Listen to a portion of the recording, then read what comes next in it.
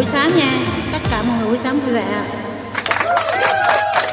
Bên em ngày hôm nay xin giới thiệu cho tất cả các bác một sản phẩm cực kỳ tiện lợi đối với sức khỏe mà nhà nào cũng cần phải có và người nào cũng